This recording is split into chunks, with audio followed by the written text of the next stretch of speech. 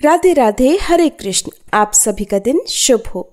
आज दिनांक है 21 अक्टूबर और दिन है मंगलवार और आज है कार्तिक मास के कृष्ण पक्ष की अमावस्या तिथि और अमावस्या तिथि आज शाम 5:54 तक रहेगी और बाद में प्रतिपदा तिथि प्रारंभ हो जाएगी। आज ब्रह्म मुहूर्त का समय सुबह 4:54 से 5:42 तक रहेगा।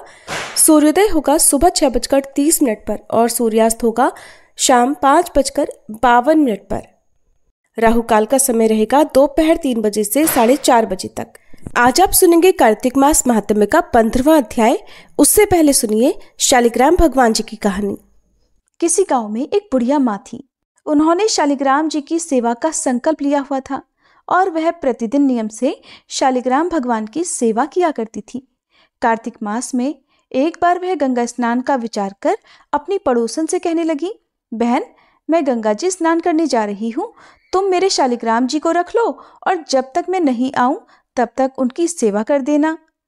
पड़ोसन ने जब ये सुना तो उसे बड़ी प्रसन्नता हुई कि उसे भगवान शालिग्राम जी की सेवा पूजा का शुभ अवसर मिल रहा है, इसलिए उसने हाँ तो भर दी। लेकिन थोड़ी देर के बाद वह चिंता में डूब गई और फिर कहने लगी, बहन, मैं शालिग्राम भगवान जी को रख तो लूंगी, लेकिन मुझे तो उनकी सेवा पूजा करना आती ही नहीं, तो भला मैं कैसे करूंगी। तब पड़ोसन की बात सुनकर बुढ़िया माँ उसे समझाते हुए कहने लगी कि इनको सुबह सवेरे उठा देना, नदी से लोटा भरकर पानी लाना, आते समय बगीचे से फूल और तुलसी भी लेते आना, भगवान को जल और कच्चे दूध से स्नान कराना, चंदन लगाकर पुष्प और तुलसी चढ़ाना, दूध का भोग लगाना और दोपहर को रसोई में जो भी बने उसका भोग लगा देना, शाम को दिया जलाना और रात को सोते समय शालिग्राम जी को भी सुला देना। बस ऐसे ही पूजा करनी है। इतना कहकर वह बुढ़िया माँ पड़ोसन को शालिग्राम जी देकर गंगा जी स्नान करने को चली गई। इधर अपने घर में शालिग्राम जी को पाकर पड़ोसन बहुत उत्साह में थी। पड़ोसन ने सब कुछ बुढ़िया माँ के कहे अनुसार किया। सवेरे उठते ही शालिग्राम भगवान जी को भी आवाज लगा दी कि भगवान उठ जाइए, सुबह हो गई। उसके बाद वह बड़ी खुशी खुशी नदी से लोटा भरकर जल ले आई। आते समय बगीचे से फूल और तुलसी भी लेती आई। भगवान को जल और कच्चे दूध से स्नान कराया, चंदन लगाकर फूल और तुलसी चढ़ाई। उसके बाद उसने दूध का भोग लगा दिया। फिर वह दोपहर का भोजन बनाने में लग गई। भोजन बनाकर उसने भगवान को भोग भी लगा दिया। भोग लगाते समय उसने देखा कि उसके द्वारा अर्पित किया गया दूध तो कटोरे में वैसा ही पड़ा है। उसने सोचा कि भोग लगाने का समय हो गया है तो भोग लगा देती हूँ, हो सकता है भगवान भोग के साथ ही दूध पीते हों। थोड़ी देर के बाद उसने फिर से जाकर देखा तो दूध और उसके द्वारा अर्पित किया गया भोग वैसे ही पड़ा हुआ था जैसा वो रख कर गई थी। तब वह भगवान से हाथ जोड़कर कहने लगी, भगवान, दूध भी पी लो और भोजन भी कर लो। अगर आप भोजन करेंगे और दूध पिएंगे तभी मैं भोजन कर पाऊंगी। इतना कहकर वह फिर से घर के कामकाज में लग गई। थोड़ी देर के बाद वापस आकर देखा कि भगवान ने तो दूध भी नहीं पिया और न ही भोजन किया। ये देखकर अब तो पड़ोसन चिंता करने लगी। फिर वह हाथ जोड़कर भगवान से कहने लगी, हे भगवान, आपकी मालकिन आएगी तो कहेगी कि तूने मेरे भगवान को दुबला कर दिया और अभी तो भगवान पूरा 1 महीना बाकी है और आज तो केवल पहला ही दिन हुआ है, आपने कुछ भी नहीं खाया पिया। अगर आप भोजन कर लो तभी तो मैं भी भोजन कर पाऊंगी। लेकिन भगवान ने ना तो दूध पिया और ना ही भोजन किया, करते भी कैसे। उधर वह पड़ोसन भी भूखी ही बैठी रही। बीच बीच में आकर वह देखती जाती कि भगवान ने भोजन किया कि नहीं किया, और जब देखती कि सब कुछ वैसा ही रखा हुआ है तो वह भगवान से जीमने के लिए प्रार्थना करने लगी। धीरे धीरे इसी तरह से शाम हो गई। भगवान शालिग्राम जी ने सोचा कि अब तो इसे दर्शन देने ही पड़ेंगे, नहीं तो ये बेचारी तो सारा दिन और सारी रात भूखी ही बैठी रहेगी। ऐसा सोचकर भगवान छोटा सा मोर मुकुट पीतांबरधारी रूप धारण करके पाटे पर जाकर बैठ गए। दूध पी लिया और भोजन भी कर लिया। अब तो रोज ऐसे ही होने लगा। एक दिन भगवान ने पड़ोसन से कहा कि मैं गाय चरा लाऊं। तो पड़ोसन कहने लगी, अरे थोड़े ही दिन तो रहोगे, क्यों जाते हो। पर भगवान नहीं माने। हाथ में सोने की लाठी, कंधे पर हीरे मोती का जड़ा पीतांबर डालकर चले गए गाय चराने। दिन भर गाय चराई और शाम को गोधूली बेला में गाय लेकर वापस भी आ गए। अब तो रोज ही रोज पड़ोसन के घर में ऐसा होने लगा। भगवान रोज दूध पीने लगे और भोजन करने के बाद गाय चराने चले जाते और शाम को गोधूली बेला में वापस भी आ जाते। इसी तरह धीरे धीरे करके कार्तिक मास बीत गया। बुढ़िया माँ गंगा स्नान करके घर वापस आई। स्नान ध्यान से निबटकर सोचने लगी कि अपने शालिग्राम जी को तो ले आऊं। आकर वह पड़ोसन के घर गई। पड़ोसन से कहने लगी, बहन जरा मेरे शालिग्राम जी तो दे दो।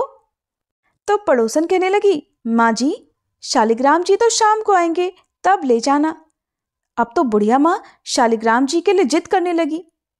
बुढ़िया माँ ने सोचा शायद पड़ोसन के मन में उन्हें देने की इच्छा नहीं है। इसी बीच में उनके बीच में बहस होने लगी। उनकी बहस को सुनकर आसपास के बहुत सारे लोग इकट्ठे हो गए। लोगों को देखकर वे पड़ोसन कहने लगी, भाई लोगों जरा इन बुढ़िया माँ को समझाओ। जैसे इन्होंने 1 महीना निकाला वैसे ही शाम तक थोड़ा और सब्र कर ले। लेकिन बुढ़िया माँ तो धरना देकर बैठ गई और कहने लगी, मैं तो बस अपने शालिग्राम जी को लेकर ही घर जाऊंगी, वरना यहीं बैठी रहूंगी। बुढ़िया माँ को लगा कि शायद उसकी पड़ोसन झूठ बोल रही है। बुढ़िया माँ उसे डपट कर कहने लगी, बता तूने कहाँ छुपा कर रखा है मेरे शालिग्राम जी को। लेकिन पड़ोसन हाथ जोड़कर बार बार कहती रही और बुढ़िया माँ को समझाती रही कि माँ जी शाम को जब शालिग्राम जी आ जाए तब ले जाना। लेकिन बुढ़िया माँ को कोई बात ही समझ में नहीं आई। और इधर जब शाम हुई तो भगवान जी गाय चराकर वापस आए और गाय को उसकी जगह पर छोड़कर भगवान उस पड़ोसन के घर के मंदिर में खुद ही विराजित हो गए। ये देखकर पड़ोसन बुढ़िया माँ से बोली, माँ जी आ गए आपके शालिग्राम जी, लो अब ले जाओ अपने भगवान जी। पड़ोसन ने तो कह दिया, लेकिन बुढ़िया माँ को भगवान जी दिखाई ही नहीं दिए। उसे कुछ भी समझ में नहीं आया। तब बुढ़िया माँ बोली, तू इतनी देर से मना क्यों कर रही थी? जरूर तूने ही कहीं छुपा कर रखा था मेरे भगवान को। और बुढ़िया माँ भगवान जी को इधर उधर ढूंढने लगी, लेकिन पड़ोसन को तो सामने ही भगवान जी दिखाई दे रहे थे। बुढ़िया माँ की बात सुनते ही पड़ोसन को सब समझ में आ गया। खुशी के मारे उसकी आंखों से आंसू बह निकले। उसने भगवान के सामने हाथ जोड़ लिए और फिर वह भगवान जी से बोली, भगवान मुझे तो आपने दर्शन दे दिए, अब इन बुढ़िया माँ को भी अपना रूप दिखा दो, नहीं तो ये मुझ पर शक ही करती रहेंगी। अब तो भगवान को पड़ोसन की बात माननी ही पड़ी और पड़ोसन की बात मानकर भगवान ने मोर मुकुट पीतांबर धरा, हाथ में सोने की लाठी ली और फिर बुढ़िया माँ को भी दर्शन दे ही दिए। बुढ़िया माँ ये सब देखकर हैरान रह गई। उनका बूढ़ा शरीर कांपने लगा और उनकी आंखों से आंसू भी झरझर बहने लगे। अब तो बुढ़िया माँ ने भगवान के और पड़ोसन के दोनों के पैर छू लिए और कहा, मैं तो इतने दिन से शालिग्राम जी की सेवा कर रही थी, पर मुझे तो कभी भगवान ने दर्शन ही नहीं दिए, क्योंकि मैंने भगवान को केवल मूर्ति मानकर उनकी सेवा की थी और असल में तूने ही भगवान को शुद्ध मन से सच्ची सेवा की, इसीलिए तो भगवान ने तुझे दर्शन दिए।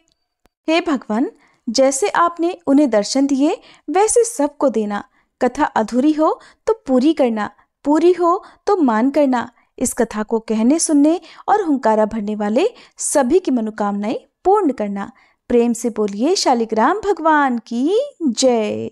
अब सुनिए कार्तिक मास की सीता नित्यनेम की कहानी। इस कहानी को सीता माता कहती थी और प्रभु श्री राम सुना करते थे। एक दिन श्री राम भगवान को किसी काम के लिए बाहर जाना पड़ा, तो सीता माता कहने लगी कि भगवान मेरा तो 12 वर्ष का नित्यनेम है, अब आप बाहर जाएंगे तो मैं अपनी कहानी किसे सुनाऊंगी। तब श्री राम ने कहा कि सीते आप कुएं की पाल पर जाकर बैठ जाना और वहां पर जो भी औरतें पानी भरने आएंगी उन्हें अपनी कहानी सुना दिया करना। सीता माता कुएं की पाल पर जाकर बैठ गई। तभी एक स्त्री आई।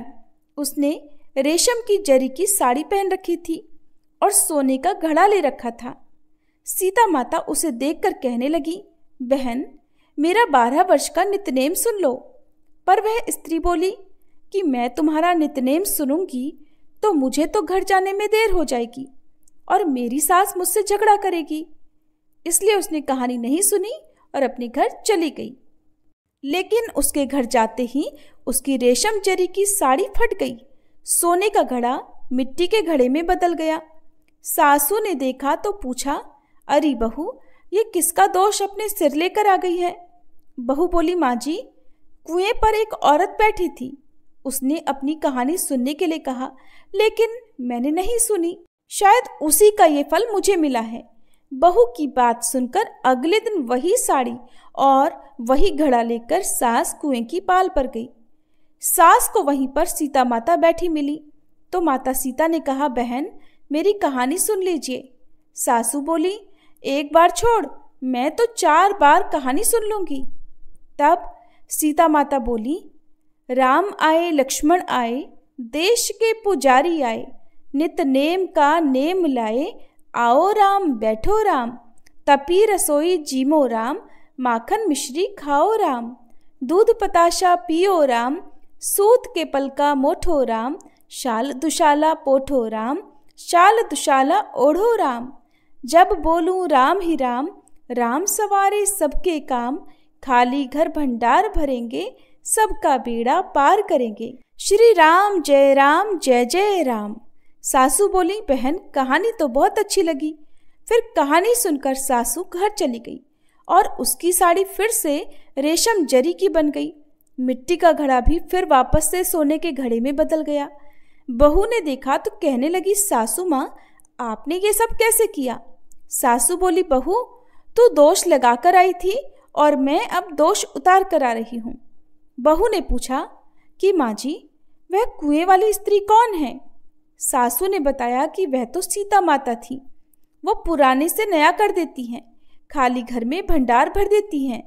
वह लक्ष्मी जी का वास घर में कर देती हैं और मनुष्य की जो भी इच्छा हो उसे पूर्ण कर देती हैं। बहू बोली, माँ जी, फिर तो ऐसी कहानी मुझे भी सुना दो। सास बोली कि ठीक है, तुम भी सुनो। फिर सास ने कहानी शुरू की। राम आए लक्ष्मण आए, देश के पुजारी आए, नित नेम का नेम लाए, आओ राम बैठो राम, तपी रसोई जीमो राम, माखन मिश्री खाओ राम, दूध बताशा पियो राम, सूत के पलका मोठो राम, शाल दुशाला पोठो राम, शाल दुशाला ओढ़ो राम। जब बोलूं राम ही राम, राम सवारे सबके काम, खाली घर भंडार भरेंगे, सबका बेड़ा पार करेंगे। बोलो श्री राम जय जय राम। कहानी सुनकर बहू बोली, माँ जी, कहानी तो बहुत अच्छी है। सासू ने कहा, ठीक है, अब से हम इस कहानी को रोज किया करेंगे। अब सास बहू रोज सवेरे उठती, नहाती धोती और पूजा करने के बाद नित नेम की सीता माता की कहानी कहती। एक दिन की बात है, उनके यहाँ पड़ोस की एक औरत आई और बोली कि बहन, जरा सी आँच तो देना। तो बहू बोली कि आँच तो अभी हमने जलाई ही नहीं। पड़ोसन बोली, तो फिर तुम सुबह 4 बजे से उठकर क्या कर रही हो? तो उन्होंने कहा कि हम तो सुबह सुबह उठकर पूजा करते हैं, फिर सीता माता की नितनेम की कहानी कहते हैं। पड़ोसन ने उनकी बात सुनकर फिर कहा कि सीता माता की कहानी कहने से तुम्हें क्या मिला? तब वे दोनों बोली कि सीता माता की कहानी कहने से घर में भंडार भर जाते हैं, सारे काम पूर्ण हो जाते हैं, मन की इच्छा भी पूरी होती है। पड़ोसन ने कहा, बहन, अगर ऐसा है तब तो फिर मुझे भी कहानी सुना दो। तब बहू बोली कि ठीक है, तुम भी ये कहानी सुन लो। राम आए लक्ष्मण आए, देश के पुजारी आए, नित नेम का नेम लाए, आओ राम बैठो राम, तपी रसोई जीमो राम, माखन मिश्री खाओ राम, दूध बताशा पियो राम, सूत के पलका मोठो राम, शाल दुशाला पोठो राम, शाल दुशाला ओढ़ो राम। जब बोलूं राम ही राम, राम सवारे सबके काम, खाली घर भंडार भरेंगे, सबका बेड़ा पार करेंगे, श्री राम जय जय राम। पड़ोसन ने इस कहानी को सुना तो कहने लगी, बहन, कहानी तो बहुत अच्छी लगी। अब वह पड़ोसन भी नितनेम सीता माता की कहानी कहने लगी। कहानी कहने से सीता माता ने पड़ोसन के भी धन के भंडार भर दिए। देखते ही देखते अब तो पूरे मोहल्ले में नितनेम की कथा चल पड़ी और हर किसी की मनोकामना पूर्ण होने लगी। हे सीता माता, जैसे आपने उन सभी के भंडार भरे, वैसे ही हमारे भी भरना। कहानी कहने वाले, सुनने वाले और हुंकार भरने वाले सबके भरना। सभी प्रेम से बोलिए, सीता मैया की जय। अब सुनिए आज का अध्याय। महाराज पृथु ने देवर्षि नारद जी से पूछा, हे देवर्षि, यम पंचक काल में दीपदान का क्या महत्व और विधान है? कृपा करके मुझे बतलाइए। तब नारद जी ने कहा, हे राजन, कार्तिक मास के कृष्ण पक्ष की त्रयोदशी से शुक्ल पक्ष की द्वितीया अर्थात दोष तक के 5 दिन यम पंचक कहलाते हैं। इन दिनों में धनतेरस की रात्रि को यमराज जी के निमित्त दीपक जलाने से यमराज जी प्रसन्न होते हैं और अकाल मृत्यु आदि नहीं होती। इसके अगले दिन कार्तिक कृष्णा चतुर्दशी को नरक चतुर्दशी भी कहते हैं। इस दिन तिल का तेल, अपामार्ग तथा दूर्वा आदि लगाकर स्नान करना चाहिए। स्नान के बाद दक्षिण की ओर मुख करके अपसव्य होकर जल में तिल मिलावे और 3-3 अंजुलि से यमाय, धर्मराजाय, मृत्युवे, अंतकाय, कालाय, सर्वभूतक्षाय, औदुंबराय, दघनाय, परमेष्टिने, व्रकोदराय, चित्राय, चित्रगुप्ताय इन नामों से यमराज जी को तर्पण करें। फिर सायंकाल ब्रह्मा, विष्णु, शिव जी तथा दुर्गा जी के मंदिरों में तथा वृक्ष, सभा, गौशाला, बगीचा, नदी, तालाब, कुआं, बावड़ी, गली, चौरास्ता, खेत, शमशान आदि में दीपक जलावे और रात्रि को श्री लक्ष्मी जी की पूजा करे। यदि शस्त्र से किसी की मृत्यु हुई हो तो उसके निमित्त भी चतुर्दशी को दीपदान करना चाहिए। इससे अक्षय पुण्यफल प्राप्त होता है। इसके बाद कन्या, ब्रह्मचारी तथा तपस्वियों को भोजन कराएं। इससे यमलोक न जाकर शिवलोक की प्राप्ति होती है। कार्तिक की अमावस्या अर्थात दीपावली के दिन भी रत्न आदि से निवृत्त होकर पितरों का पूजन और श्राद्ध करके ब्राह्मणों को भोजन कराएं। फिर सायंकाल घर, तुलसी के समीप, देवस्थान, शमशान, नदी, पर्वत, चौरास्ता और गौशाला आदि में दीपक जलाएं। इसके बाद लक्ष्मी जी की स्तुति करके उनको जगाएं। जिस प्रकार पतिव्रता स्त्री अपने पति से पहले जागती है, उसी प्रकार लक्ष्मी जी भी भगवान से 12 दिन पहले जागती हैं। अमावस्या को दिन में बालक, वृद्ध तथा रोगियों को छोड़कर अन्य कोई भोजन ना करे। सायंकाल लक्ष्मी जी का पूजन करने के बाद ही भोजन करें। घर को फूल माला आदि से सजाकर सारे घर में दीप माला करें। घर के सभी स्त्री पुरुष नवीन वस्त्र धारण करें और समस्त रात्रि लक्ष्मी जी के समक्ष नृत्य, गीत आदि करके हर्षोल्लास से व्यतीत करें। घर में समस्त रात्रि दीपक जलाना चाहिए। उस रात्रि को लक्ष्मी जी सब घरों में घूमती हैं और जो घर सबसे अधिक सुंदर तथा रमणीक होता है उसमें बहुत लंबे समय तक निवास करती हैं। एक पहर रात्रि शेष रहने पर दारिद्र रूप घर का कूड़ा करकट सूप अर्थात छाछ या पुराने पंखे पर रखकर बाहर फेंक देना चाहिए। ऐसा करने से वह घर धन धान्य से परिपूर्ण रहता है। दीपावली के अगले दिन गोबर का गोवर्धन बनाकर बंधु बांधवों सहित गोवर्धन पूजन करें तथा ब्राह्मणों को भोजन करावें। स्वयं भी नवीन अन्न का भोजन करें। भगवान श्री कृष्ण ने इंद्र का मान मर्दन करके गोवर्धन पर्वत की पूजा इसी दिन की थी। सायंकाल के समय गऊ तथा वृषभ अर्थात बैल की पूजा करें और अपने परिवार के भरण पोषण और रक्षा के लिए उनसे प्रार्थना करें। इसी दिन सायंकाल के समय बलि तथा उसकी पत्नी विंध्यावली की मूर्ति बनाकर पूजन तथा दान आदि क्रियाएं करने से परिवार सुखी और समृद्ध रहता है। हरे कृष्ण। आज कार्तिक मास महात्म्य के अध्याय में बस इतना ही। इसके आगे का वृत्तांत आप सभी कल के अध्याय में सुनिएगा। अब आपको सुनाते हैं भोलेनाथ और भगवान श्री राम जी की एक बहुत सुंदर कहानी।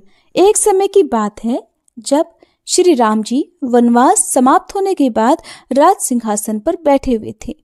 उस समय माता पार्वती और भोलेनाथ जी विचरण कर रहे थे। भोलेनाथ ने देखा कि श्री राम जी के दादाजी का श्राद्ध का भंडारा हो रहा है। तब भगवान भोलेनाथ जी ने सोचा कि चलो मैं भी श्री राम के घर चलता हूँ, इसी बहाने राम जी के दर्शन भी कर लूंगा। तो भोलेनाथ ने माता पार्वती से कहा, हे देवी, तुम कैलाश धाम को जाओ और हमारे लिए स्वादिष्ट भोजन बनाओ, मैं बस थोड़ी देर में आता हूँ। माता पार्वती ने भोलेनाथ की बात मान ली और वे कैलाश धाम को चले गई। इधर भोलेनाथ जी पहुंच गए भगवान श्री राम जी के घर और ब्राह्मणों के साथ पंगत में बैठ गए और भंडारा ग्रहण करने लगे।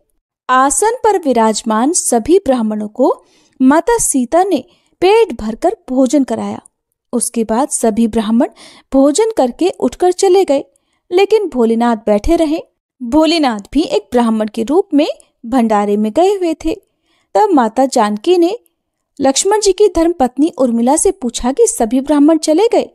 तो माता उर्मिला बोली कि सभी ब्राह्मण तो उठकर चले गए हैं, लेकिन केवल एक ही बैठे हुए हैं।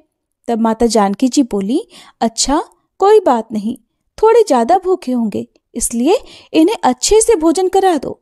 तब माता जानकी उर्मिला सहित अपनी सखियों के साथ भोलेनाथ को भरपेट भोजन कराने लगी। भोलेनाथ भोजन करते ही गए, खाते ही गए, लेकिन उनका पेट नहीं भरा, उनकी भूख शांत ही नहीं हुई और वे भोजन करते ही चले गए। माता जानकी जी की रसोई का सारा सामान खत्म हो गया, लेकिन भोलेनाथ तो उठे ही नहीं। तब माता सीता जल का लोटा लेकर भोलेनाथ के पास गई और बोली, बाबा ये जल ग्रहण कर लो। तब भोलेनाथ बोले कि देवी, जब आधा भोजन कर लूंगा तभी पानी पीऊंगा। अब तो माता सीता सोचने लगी कि लो, इनका तो अभी आधा भोजन भी नहीं हुआ और यहाँ रसोई घर का सारा सामान खत्म हो रहा है। तब उन्होंने फिर से सामान मंगवाकर उन ब्राह्मण देवता को भरपेट भोजन कराया, लेकिन भोलेनाथ तो रुकने का नाम ही नहीं ले रहे थे। इतनी ही देर में माता कैकेयी आ गई और पूछने लगी, क्या हुआ बेटी, तुम सब परेशान लग रही हो। तो जानकी जी बोली कि माता, सभी ब्राह्मण तो उठकर चले गए, केवल एक यही ब्राह्मण बचे हैं जो उठने का नाम ही नहीं ले रहे हैं, बताइए अब मैं क्या करूं। तब माता कैकेयी ने फिर से सामान मंगवाया। इतने में ही भोलेनाथ ने आवाज लगाई, लेते आओ, बहुत जोर से भूख लगी है। तब माता जानकी जी बोली, बाबा अभी तो आटा साना है, थोड़ी पूड़ी पका लूं फिर लेकर आती हूँ। तब भोलेनाथ जी बोले, अरे बेटा आटा ही ले आओ, मैं तो आटा ही खा लूंगा। अब तो भोलेनाथ ने आटा, दाल, चावल सब कुछ बिना बने ही रसोई घर में ले जाने से पहले ही समाप्त कर दिया। माता सीता हार कर दौड़ी दौड़ी श्री राम जी के पास गई। उन्हें परेशान देखकर श्री राम बोले, क्या हुआ जानकी जी, इतना परेशान क्यों हो। तब माता जानकी बोली कि हे प्रभु, सभी ब्राह्मण तो उठकर चले गए हैं, केवल एक ऐसा ब्राह्मण बैठा हुआ है जो कि सारे भंडार को खाली किए दे रहा है। राशन मंगवा कर लाओ तो रसोई घर में जाने से पहले ही बोरियों की बोरियां समाप्त कर दे रहा है। सीता जी की बात सुनकर श्री राम बोले, चलो मैं देखता हूँ कि ऐसा कौन आ गया है। श्री राम जी भंडारे में पहुंच गए। देखते ही पहचान गए कि अरे ये तो मेरे भोलेनाथ जी हैं। तब श्री राम ने भोलेनाथ को मन ही मन प्रणाम किया और कहने लगे कि जानकी जी, इन्हें तो कोई नहीं खिला सकता, इनको तो केवल अन्नपूर्णा माँ ही खिला सकती हैं। तब राम जी ने मन ही मन माता पार्वती जी को बुलाया और तब माता पार्वती जी प्रकट होकर बोली, क्या हुआ श्री राम जी, आपने मुझे क्यों याद किया। तब भगवान श्री राम बोले, माते ये बाबा तो उठने का नाम ही नहीं ले रहे, जरा देखिए तो। तब माता पार्वती जी बोली कि इन्होंने तो कहा था कि पार्वती तुम कैलाश पर खाना बनाओ, दोनों साथ में मिलकर खाएंगे, लेकिन मेरे स्वामी तो स्वयं यहाँ पर अकेले अकेले खा रहे हैं। तब माता पार्वती जी बोली कि चलो मैं देखती हूँ। तब माता ने एक लड्डू भोलेनाथ जी की थाली में रख दिया और भोलेनाथ उस लड्डू को खाने लगे। अब तो भोलेनाथ खाते चले गए, लेकिन लड्डू खत्म ही नहीं हो रहा था। भोलेनाथ सोचने लगे कि भला ये लड्डू खत्म क्यों नहीं हो रहा, ये तो जाना पहचाना लड्डू लग रहा है। भोलेनाथ जी ने सोचा कि ये कौन सा लड्डू माता सीता उन्हें खिला रही हैं। तब उन्होंने नजर उठाकर माता सीता को देखना चाहा। तब सामने माथे पर लाल बिंदी लगाए स्वयं अन्नपूर्णा माता पार्वती जी खड़ी थी। माता बोली, और कितने लड्डू रख दूं? माता पार्वती को देखते ही भोलेनाथ बोले, बस हो गया, मेरा पेट भर गया है। भोलेनाथ जी अब उठ गए। अब उनका पेट वास्तव में भर चुका था। भोलेनाथ जी भोजन करके उठ गए। तब भगवान श्री राम जी ने सीता जी सहित भोलेनाथ और माता पार्वती जी का बहुत बहुत आदर सत्कार किया और भगवान भोलेनाथ ने प्रसन्न होकर माता जानकी को अखंड सौभाग्यवती होने का आशीर्वाद दिया। फिर भगवान शिव देवी पार्वती सहित अंतर्ध्यान हो गए। सभी प्रेम से बोलिए, भोले शंकर भगवान की जय, सियापति रामचंद्र जी की जय। अब सुनिए तुलसी स्तोत्र, चालीसा पाठ और आरती। सनातन धर्म में तुलसी को अत्यंत पूजनीय माना जाता है। जिस घर के आंगन में तुलसी होती है वहां कभी कोई कष्ट नहीं आता और माँ तुलसी के नाम के उच्चारण मात्र से ही भगवान विष्णु प्रसन्न हो जाते हैं। तुलसी जी में जल चढ़ाने से घर में सुख समृद्धि आती है तथा हर प्रकार के रोग शोक आदि व्याधि से मुक्ति मिल जाती है। तुलसी जी की पूजा करते समय श्री तुलसी स्तोत्र का पाठ जरूर करना चाहिए। ऐसा करने से माता तुलसी जल्द प्रसन्न होती हैं और माता तुलसी जी की पूजा का भक्तों को 2 गुना फल मिलता है।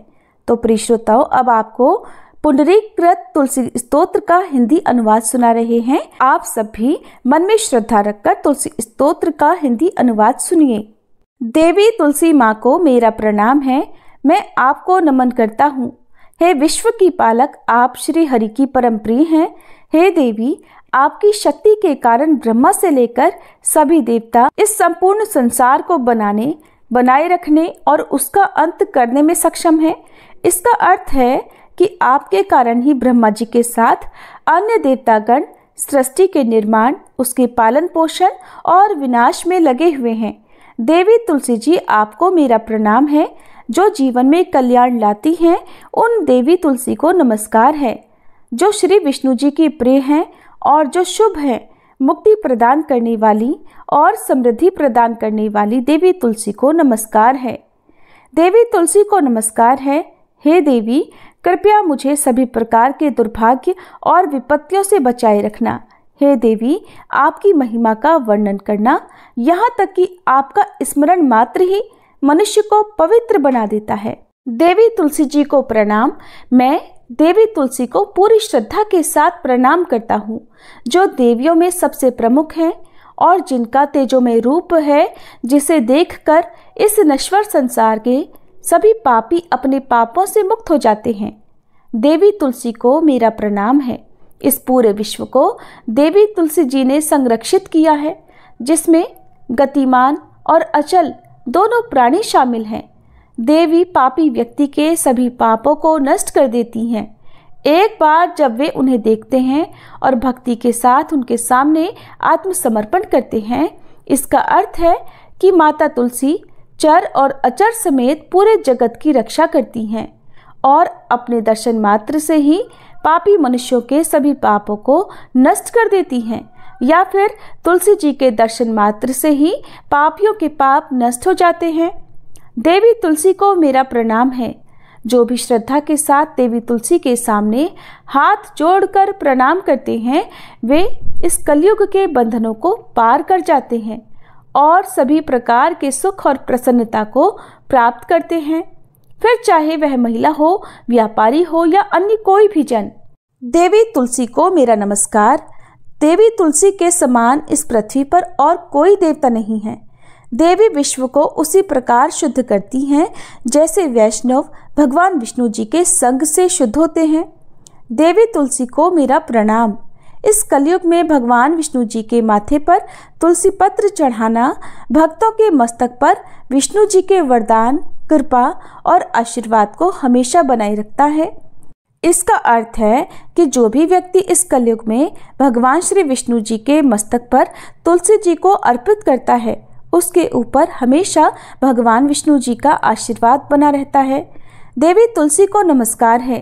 तुलसी जी में हमेशा सभी देवी देवताओं का वास रहता है, इसलिए इस संसार में तुलसी जी की पूजा करना सभी देवी देवताओं की पूजा के समान है। इसका अर्थ है कि तुलसी जी की पूजा से सभी देवों की पूजा संपन्न हो जाती है। देवी तुलसी को मेरा नमस्कार है। आप सब कुछ जानने वाली हैं और भगवान विष्णु जी के प्रिय हैं।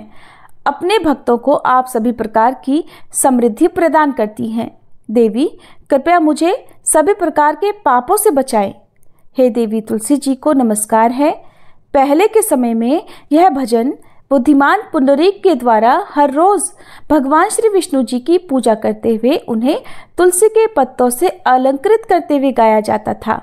देवी तुलसी जी को नमस्कार है, जिनके 16 नाम हैं तुलसी, श्री, महालक्ष्मी, विद्या, अविद्या, यशस्विनी, धर्म का अवतार यानी धर्म्या, धर्मानना, देवी, देवी देव मनः प्रिया यानी देवियों और देवों को प्रिय, लक्ष्मी जी की प्रिय सखी, देवी, स्वर्ग, भूमि यानी पृथ्वी, अचला यानी स्थिर, चला यानी अस्थिर। देवी तुलसी के इन 16 नामों का भक्तगण पाठ करते हैं या महिमा गाते हैं। देवी के 16 नामों का पाठ करने वाले भक्त आसानी से श्री हरि की भक्ति प्राप्त कर लेते हैं और अंत में भगवान विष्णु जी के चरण कमलों में स्थान प्राप्त करते हैं, जिन्हें माँ तुलसी, पृथ्वी, महालक्ष्मी, कमल की स्वामिनी और श्री हरि की प्रिया के नाम से भी जाना जाता है। देवी तुलसी को मेरा नमस्कार है। देवी तुलसी की सखी तुलसी जी शुभ प्रदान करती हैं, पापों को दूर करती हैं और सभी को पवित्र बनाती हैं, पुण्य प्रदान करती हैं। आपको प्रणाम है। देवी तुलसी जिनकी प्रशंसा देवर्षि नारद द्वारा की जाती है और श्री नारायण के प्रिय हैं, उन देवी तुलसी को हम सबका बारंबार प्रणाम है। जय जय तुलसी भगवती सत्यवती सुखदानी। नमो नमो हरि प्रेसी श्री वृंदा गुणखानी। श्री हरि शीश विरजनी देहु अमर वर अम्ब। जनहित हे वृंदावनी अब न करहु विलंब। धन्य धन्य श्री तुलसी माता महिमा अगम सदा श्रुति गाता। हरि के प्राणहु से तुम प्यारी हरहि हेतु कीन्हो तप भारी। जब प्रसन्न है दर्शन दीन हो तब कर जोरी विनय उस कीन्हो। हे भगवंत कंत मम होहु दीन जानि जानि छाड़हु छोहु। सुनी लक्ष्मी तुलसी की बानी दीन हो श्राप कध पर आनी। उस अयोग्य वर मांगन हारी हो बिटप तुम जड़ तनुधारी। सुनि तुलसी ही श्रव्योत ही ठामा करहु वास तुहु नीचन धामा। दियो वचन हरि तब तत्काला सुनहु सुमुखी जानी होहु बिहाला। समय पाई ब्योहरो पाति तोरा पूज ही आस वचन सत मोरा। तब गोकुल मह गोप सुदामा तासु भई तुलसी तू बामा। कृष्ण रास लीला के माही राधे शक्यो प्रेम लखि नाही। दियो श्राप तुलसी तत्काला नर लोक ही तुम जन्महु बाला। यो गोप वह दानव राजा शंख चूर्ण नामक शिर ताजा। तुलसी भई दासु की नारी परम सती गुण रूप अगारी। अस द्वै कल्प बीत जब गयहु कल्प तृतीय जन्म तब भयहु। वृंदा नाम भयो तुलसी को असुर जलंधर नाम पति को। कर अति द्वंद अतुल बल धामा कीन्हा शंकर से संग्रामा। जब निज सैन्य सहित शिव हारे मरहि न तब हर हर ही पुकारे। पतिव्रता वृंदाती नारी को न सके पति ही संहारी। तब जलंधर ही भेष बनाई वृंदा ढिग हरि पहुँचो जाई। शिव हित लहि करि कपट प्रसंगा कियो सतीत्व धर्म तो ही भंगा। भयो जलंधर कर संहारा सुनी उर शोक उपारा। तिह क्षण दियो कपट हरि टारी लखि वृंदा दुख गिरा उचारी। जलंधर जस हत्यो भीता, सोई रावण तस हरहि सीता। अस प्रस्तर सम हृदय तुम्हारा, धर्म खंडी मम पति संहारा।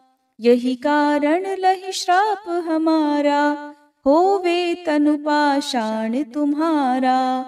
सुनि हरि तुरत ही वचन उचारे, दियो श्राप बिना विचारे।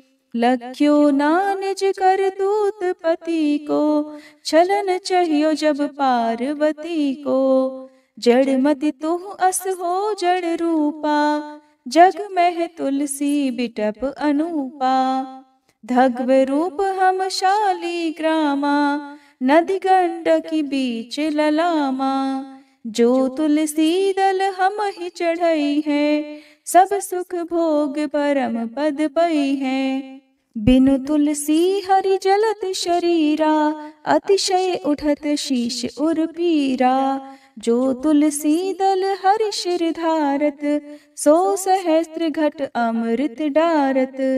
तुलसी हरि मन रंजनिहारी, रोग दोष दुख भंजनिहारी। प्रेम सहित हरि भजन निरंतर, तुलसी राधा में नाही अंतर। व्यंजन हो 56 प्रकारा, बिन तुलसी दल ना हरहि प्यारा।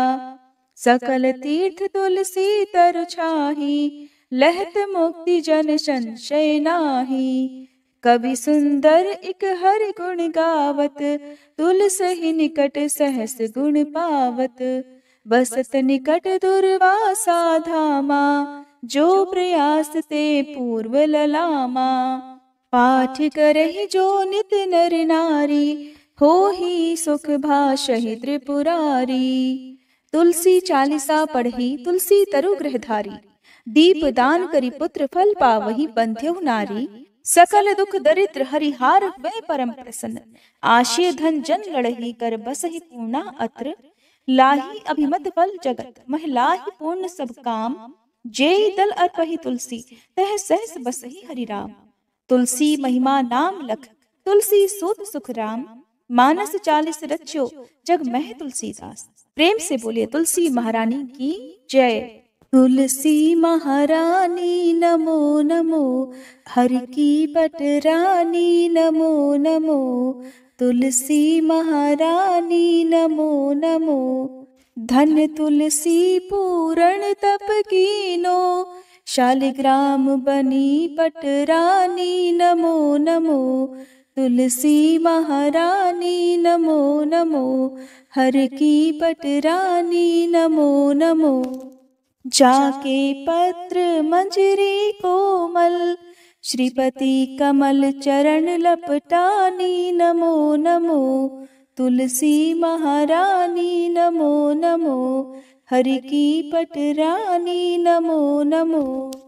कौन महीने बोई रानी तुलसा, कौन महीने हुई हरियाली नमो नमो। तुलसी महारानी नमो नमो, हर की पटरानी नमो नमो। कौन महीने हुई तेरी पूजा, कौन महीने हुई पटरानी नमो नमो। तुलसी महारानी नमो नमो। आषाढ़ मास में बोई रानी तुलसा, सावन महीने हुई हरियाली नमो नमो। तुलसी महारानी नमो नमो, हरि की पटरानी नमो नमो। कार्तिक मास में हुई तेरी पूजा, मंगसिर मास हुई पटरानी नमो नमो। तुलसी महारानी नमो नमो, हर की पटरानी नमो नमो। धूप दीप नैवेद्य आरती, पुष्पन की वर्षा बरसानी नमो नमो। तुलसी महारानी नमो नमो, हर की पटरानी नमो नमो। 56 भोग 36 व्यंजन, बिन तुलसी हरि एक न मानी नमो नमो। तुलसी महारानी नमो नमो, हरि की पटरानी नमो नमो। जो तुलसी को सवेरे गाए, श्री कृष्ण के दर्शन पाए नमो नमो। तुलसी महारानी नमो नमो, हर की पटरानी नमो नमो। जो तुलसी को दोपहर गाए, खीर खांड का भोग लगाए नमो नमो। तुलसी महारानी नमो नमो, हर की पटरानी नमो नमो। जो तुलसी को सांझ को गाए, श्री कृष्ण की आरती उतारे नमो नमो। तुलसी महारानी नमो नमो, हर की पटरानी नमो नमो। जो तुलसी को रात को गाए, श्री कृष्ण के चरण दबाए नमो नमो। तुलसी महारानी नमो नमो, हरि की पटरानी नमो नमो। सब सखी मैया तेरो यश गावे, भक्ति दान दी जय महारानी नमो नमो। तुलसी महारानी नमो नमो, हरि की पटरानी नमो नमो। तुलसी महारानी नमो नमो, हर की पटरानी नमो नमो। प्रेम से बोलिए श्री कृष्ण भगवान की जय, तुलसी महारानी की जय।